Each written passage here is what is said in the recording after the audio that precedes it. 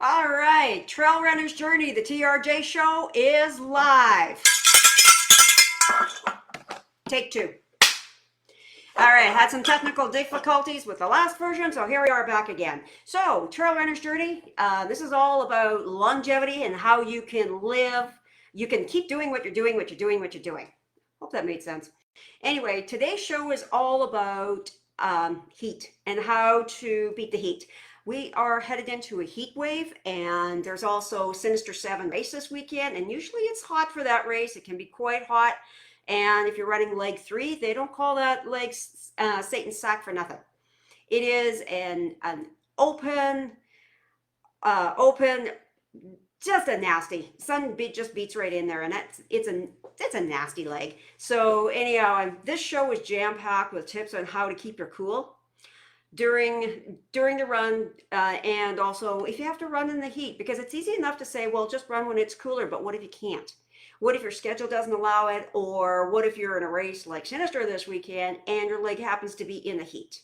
So this show is all about tips about how to keep cool in the race. So how hot is it getting? Well, for us up here, it's getting in 30 degrees Celsius and into the 30s and stuff like that. So for my Fahrenheit friends, that is into the 90s. That's a high 80s into the 90s. And for some, if you say, well, that's not really all that hot, we have hotter down here. Well, wait a minute. In 6 months' time, when it dips to 30 degrees Fahrenheit and a skiff of snow, we're going to be up here going, yeah, yeah. So for us, this is quite warm. So 6 months from now, it'll be totally the opposite. So here we go. So how do you beat the heat when you have to run in it? And there's actually quite a bit of things you could do to make your run a heck of a lot more comfortable. First of all, let's look at sunglasses. Get a decent pair of sunglasses. When I say decent, they don't have to be expensive. You don't have to spend the price of Oakley's $200 for a good pair of sunglasses. These are Gooder. There's nothing wrong with Gooders. Gooders are great. They're fashionable. They're quite cool looking. They're lightweight. And if you happen to lose them on the trail, you're not out $200. You're out maybe 40 bucks. So Gooders are a good brand. Personally, I like a wraparound like Jilbo's. Those are my race glasses. The thing to remember with sunglasses is they don't fog up. You don't want to be running along and all of a sudden you've got fog in your lenses, especially when you're running downhill. So comfort's paramount, and whether they fog up or not. So sunglasses, you want to protect your eyes, especially when that sun's really blaring down. So that's number one. Number two is a hat. Now, some people don't like wearing hats, but when it's really hot and the sun's beating down, it will actually help you help protect you against sunstroke and heat stroke. And the one thing I recommend is knowing what your symptoms are for sunstroke and for heat stroke. Heat stroke is the worst of the two. So doing what you can to help prevent it. Now, this show, I am going through tips that you can help prevent sunstroke and heat stroke. Now, also know the treatment for those as well too. So first of all, a hat. Okay, this is a Zoot cooling hat. The brand is Zoot. Triathlon gear is usually made with, it is a brand for triathlon, so that's where you find this. Now, I like this because it also protects the back of my neck. It protects the back of my neck. It's nice and lightweight. And I get more than just on the head protection. Now, does it have to be a hat like this? No, it could be a cowboy hat, it could be a tilly hat, it could be a visor, it could be a regular ball cap, it could be a buff, whatever it is. Protect the top of your head so you can keep cool. Now, not only keeping cooler is this with this hat. There we are. Dunk it in water. Dunk it in water, fill it full of ice, plunk it back on your head. It really helps. It really, really does. I've raced in Phoenix, Javelina, and where it's actually very hot. And so this guy's wonderful. So utilize whatever water sources you have. If you're out and about, if you have a stream, if you have a fountain, whatever it is, wet. Keep this thing wet, and it really helps. I've got massive amount of hair that takes hours. I'm not kidding, hours to dry. So the more wet my head could be, the better it is. And here's how that heat thing works. So what happens with the body is the body sweats. As the body sweats, the air dries the sweat, and there's where you get your cooling from. So that's why it's important to keep as wet as you can, my opinion. There you go, the hat.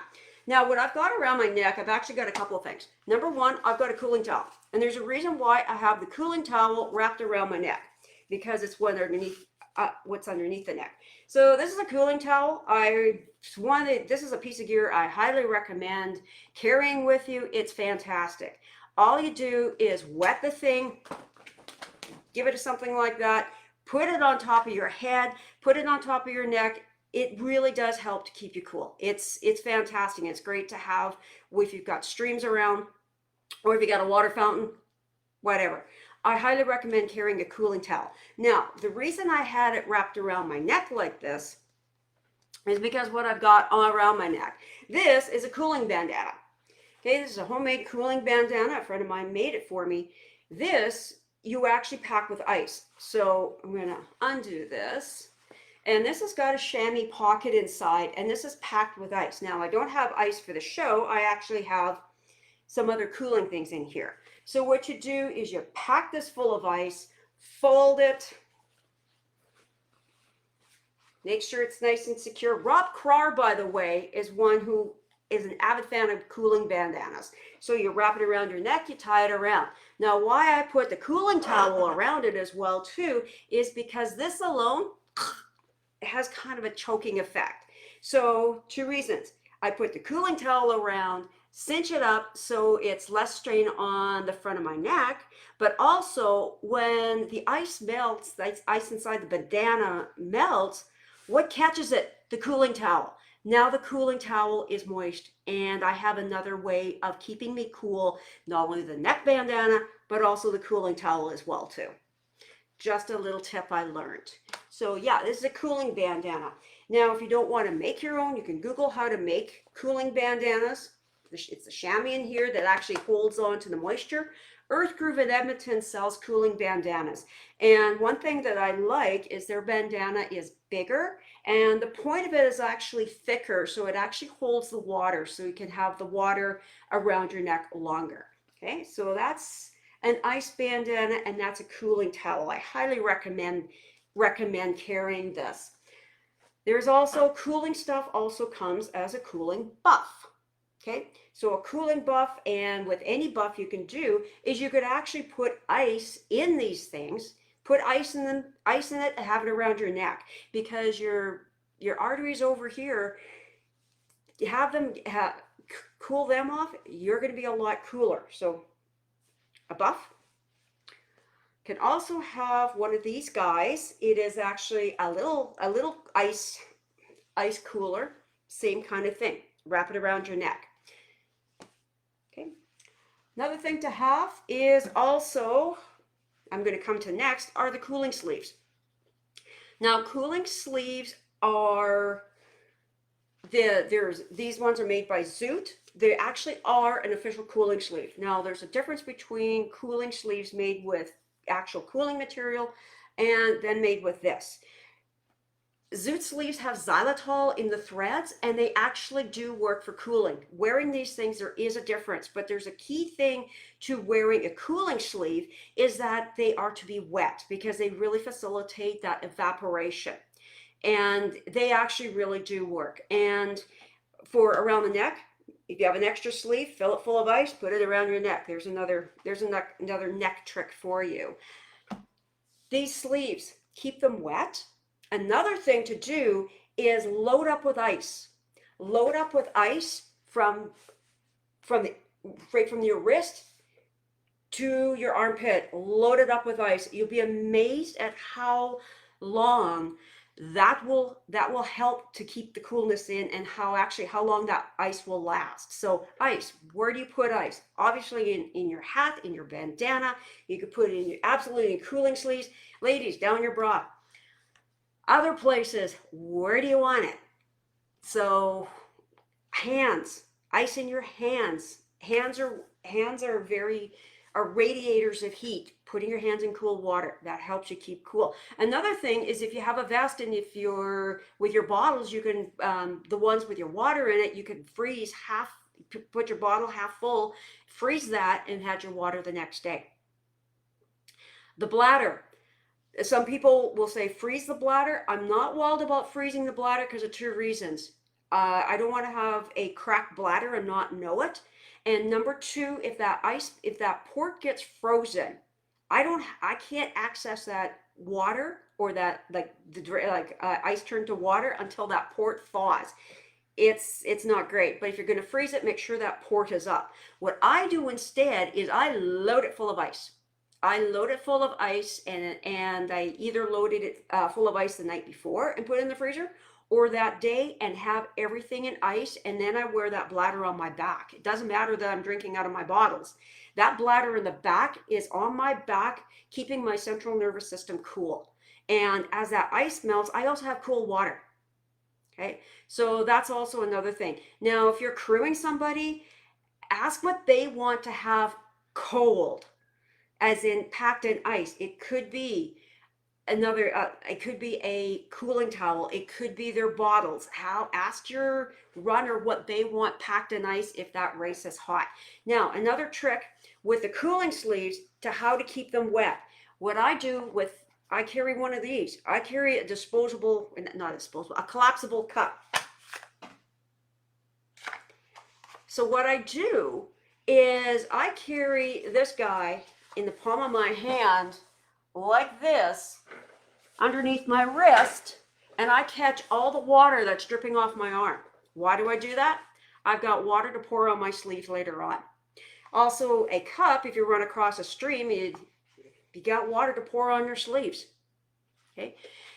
The other way to keep your sleeves wet is if your mouth is dry and you don't want to swallow the water, spit it on your sleeves. Oh, that's gross. Hey man, it keeps you cool. It's a trick I learned. Another thing I do is carry a collapsible flask, like a Solomon collapsible flask. This is a cup, but a flask.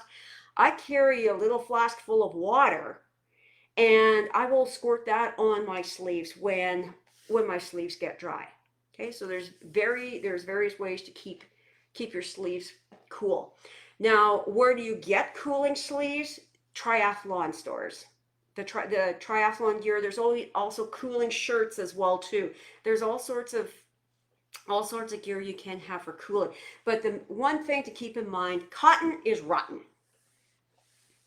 No, cotton holds in the moisture, and it's just not only real uncomfortable, it also is a blister magnet. So absolutely no cotton. So for clothing. Now, another thing I recommend carrying is an emergency blanket. You know, those, silver foil emergency blankets you usually carry in the winter. I recommend carrying in the summer as well, too. Well, I'm not going to be cold. However, if you're going into the night, the difference in temperatures, depending on where you are and how cold it gets, hypothermia can set in. And let's say, for example, you're in an open space and you did happen to roll an ankle and you can't move anywhere. You've got shade. It could be a shade cover. So carrying an emergency blanket, carrying a cooling towel with you, think of what you can go in your pack to help keep you safe, and also to help cool off when you need to as well too. Okay, so for gear, also it must be moisture wicking and comfortable, and especially when you're going to be sweating, make sure you got your lube going as well too. So humidity. Dry heat is different than humid heat. A lot different. So here's what happens when the body sweats. The body sweats, perspiration comes out, that perspiration dries in the air and thus cools us off. Oh, and by the way, women sweat differently than men.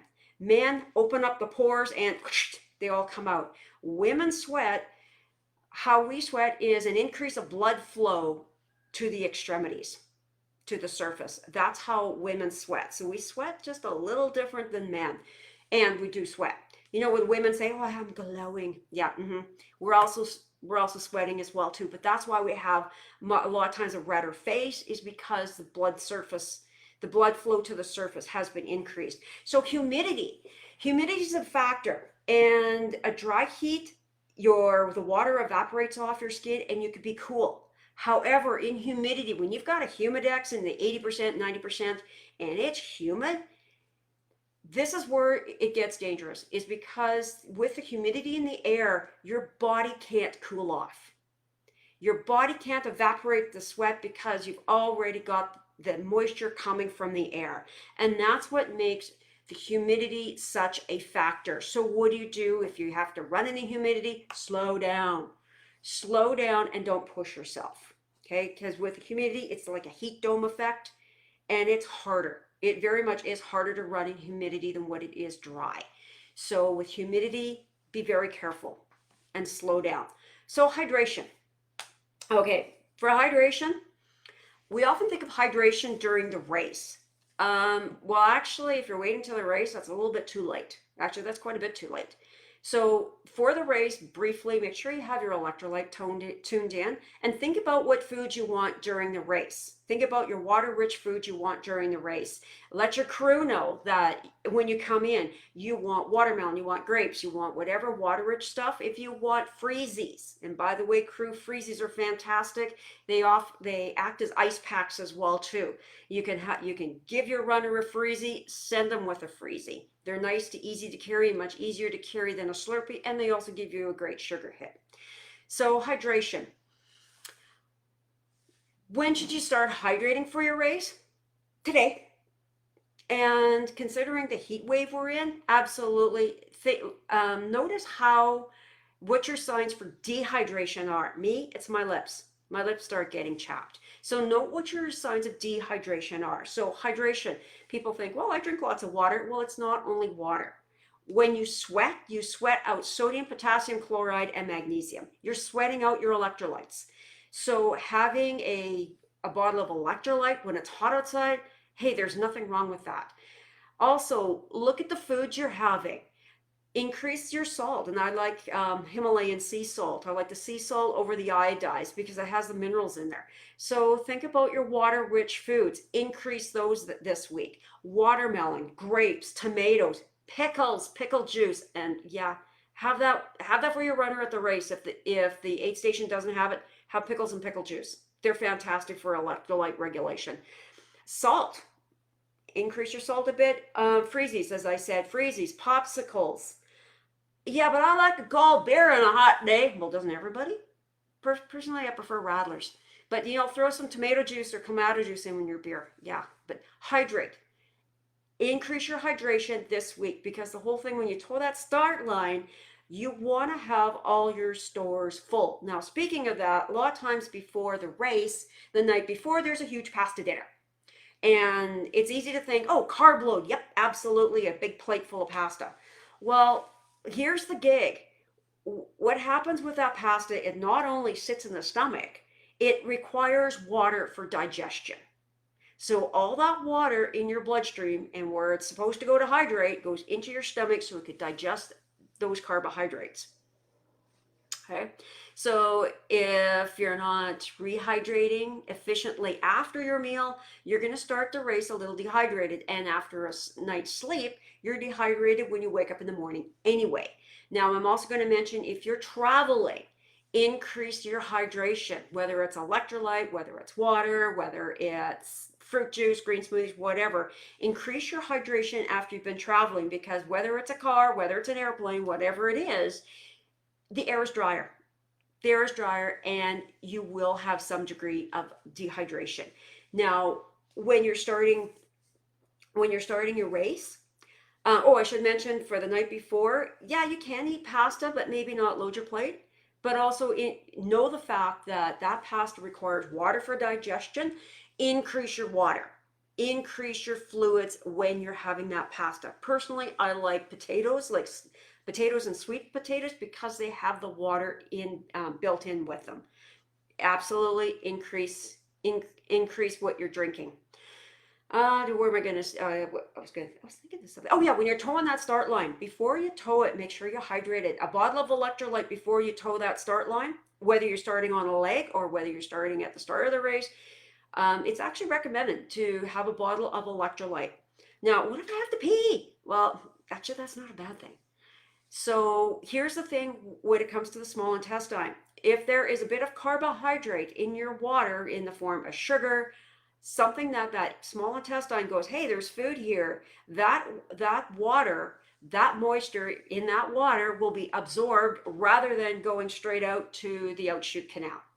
Okay, so if you have a little bit of salt, a little bit of carbohydrate in your water, or if you have electrolyte, it's more likely to be absorbed than what it is for you to have to pee it out.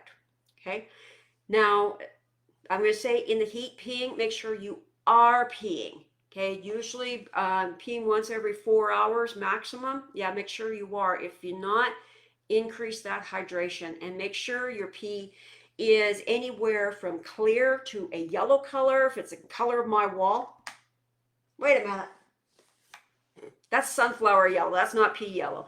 Anyhow, if it's about the color of sunflower yellow, you're fine.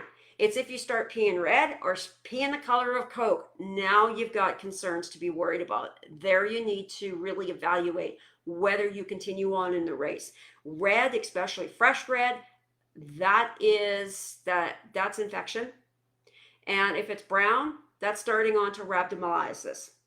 So that's where you really have to look at, do I continue in the race? Okay, so just to be aware, yes, if you have to squat, take a look between your legs and take a look what color your pee is. Okay, want safety running in the heat. Okay, so I'm going to mention for crews, if you're crewing somebody, especially at Sinister this weekend, or the Death Race, which is happening in August, and that could be a hot race too. Ask your runner, what do they want for ice? Do they want, when they come in, what do they want for ice? Do they want parts of their clothing stuffed with ice? Do they want a very cold drink when they come in? Ask what your crew wants in regards to cooling. Do they want a Slurpee? Do they want freezies? Do they want a very cold drink?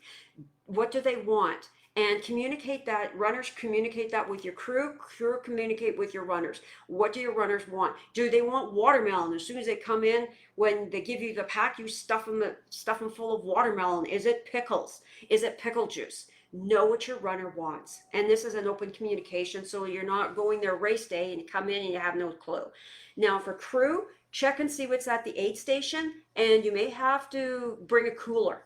Bring a cooler along with it, because depending on what's on that aid station, depending on what that runner wants. Okay. Now, when you're running, this is the one of when you're running in the heat, it's hard, okay? Because the body is not only running for effort to keep the pace up, it's also running for effort to cool you down. And especially in humidity, that's a double whammy. So what do? Number one, you slow down. And I know it's hard to do, but here's a better way to ensure you do slow down, is to drop the heart rate, as in drop the heart rate looking at your watch to seeing what your heart rate is. Run by effort. And the thing is, if you're not running a conversation pace so that you could have an easy conversation like I'm having with you now, might want to take it a little bit slower. If you're coming up the hill, slow yourself down so that you can continue. 3 and 4 sentences is okay, but if you're starting to go a few words, slow down. If your sweat's pouring off you, pay attention. Okay? So if you look at zone 2 is your conversation pace. Run by effort instead of a number on your watch, because the thing is, your body will give you the signals. Learn to read your body. Your body will let you know when it's being stressed, and pay attention to that. It'll save you in the long run. If there's a creek, get into it. If you have to sit in the creek, do so. Do whatever you can to keep you comfortable, keep you wet, keep you hydrated. Okay. Now I'm going to say should you drink from a stream? That judgment's actually up to you. Personally, I do. I take a look at the stream. If it's running clear, I'll drink from it. I also know that it takes 5 days for Giardia to set in. So, yeah, I will. I've drank from worse things than that. But it's up to you. But having your physical body wet to keep you cool, yeah, it works. Now, after you're done, and especially at the end of the day, we've heard about ice baths are really good. Depends. Now, ice baths work better for men than they do for women. Women, the ice is actually too cold. It has too much of a cooling factor, and we can go into shivers. What's actually better is a cool bath. Now, this is my trick. I like to go into the shower and turn the water colder, so that when I'm stepping out of the shower, it's a cool shower. Like I'm pretty much in cold water. That feels so darn refreshing. That feels refreshing. Other things, running through a sprinkler. Turning the water tap on, having a water fight. Yeah, get those water guns and have a water fight. And yeah. So if you have any other tips that I didn't mention of keeping you cool during the heat, drop them in the comments below. Even after the live is ended, share with me what cool weather gear do you have? What cool weather tips do you have? How do you keep yourself cool? And for everybody running in Sinister this weekend, good luck, have fun, and stay safe. Until next week, have a good week, stay safe, enjoy the heat.